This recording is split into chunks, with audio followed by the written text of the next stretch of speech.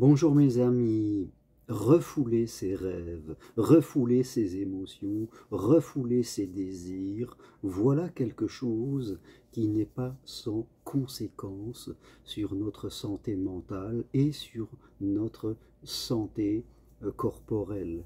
Je fais cette vidéo car ce matin j'avais en consultation, et je suis quelqu'un depuis un petit moment, une personne qui par son éducation était devenu quelqu'un de trop gentil, de trop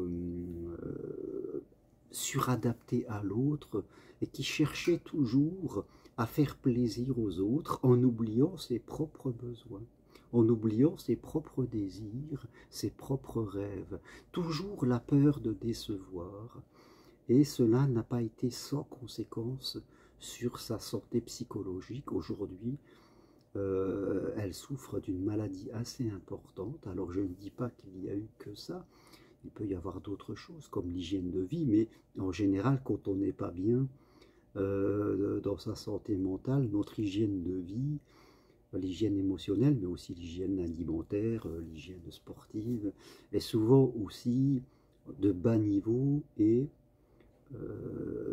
au bout de quelques années, ça a une conséquence sur notre vie.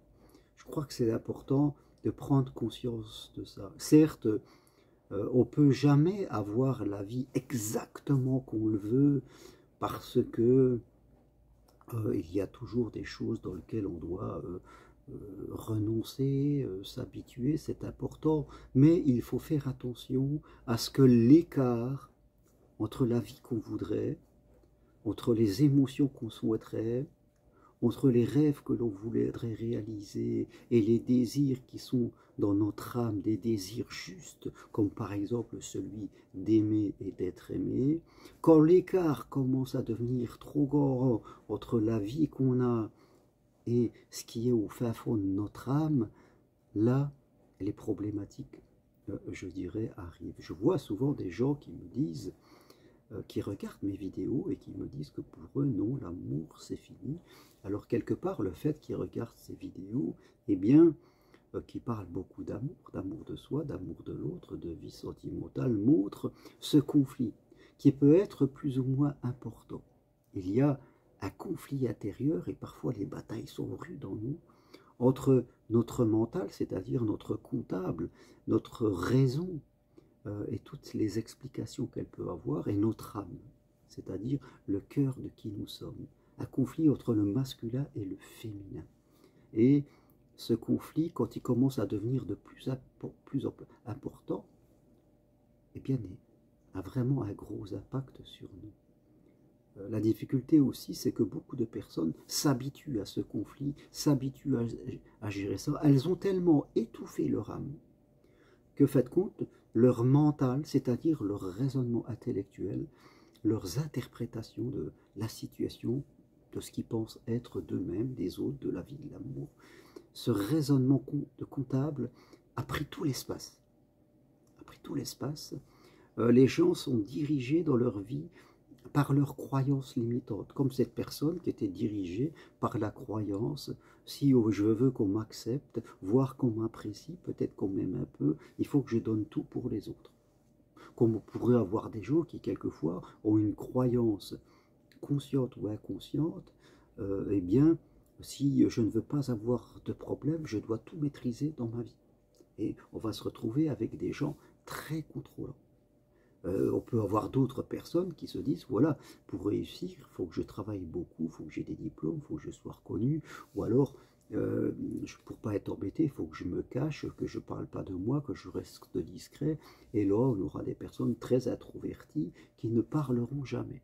Vous voyez, à chaque fois qu'on est dans notre ego et qu'on développe ces croyances limitantes qui proviennent de notre enfance, de notre adolescence, eh bien, ça va créer vraiment un écart important entre les désirs de qui je veux être dans mon identité pure, mon âme qui, elle, sera toujours connectée à ma vérité la plus profonde, à ma divinité, je dirais, et puis mon mental et toutes ses sécurités, toutes ses interprétations, qui va, lui, percevoir la réalité tout à fait autrement. Et ça fait vraiment ces conflits d'objectifs à l'intérieur de moi, et forcément ça va déstabiliser ma cellule. Hein, rappelez-vous, quand on parle de cancer, on parle toujours de métastase, et la métastase, c'est, je dirais, notre cellule qui est bousculée et qui, fait de compte, va être dans une anarchie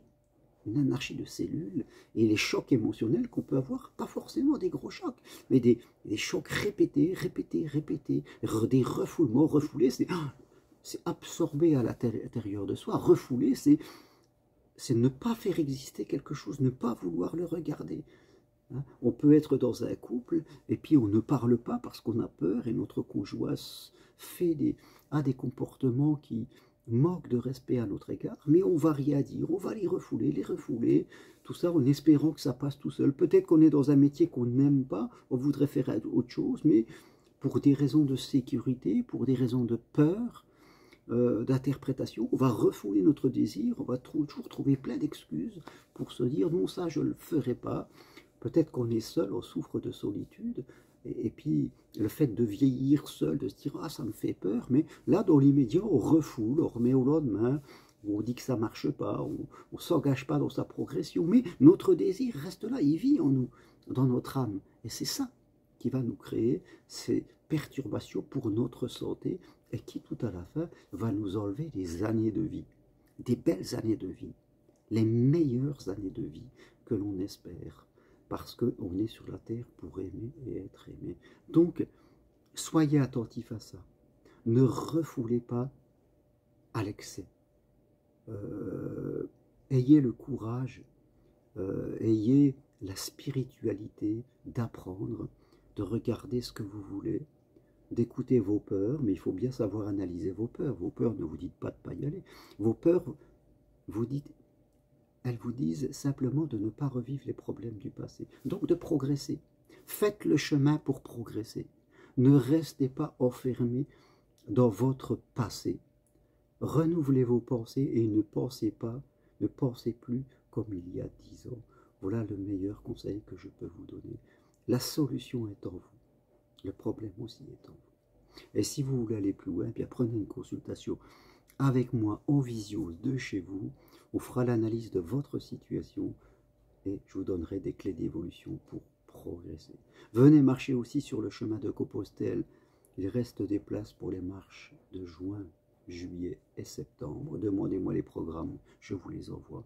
Et si vous voulez devenir psychopraticien professionnel et accompagner les autres pour être mieux dans leur vie, vous pouvez suivre ma formation 100% individuelle et possible en visio de chez vous, dans votre emploi du temps. Toutes les infos sur mon site germainroncari.com.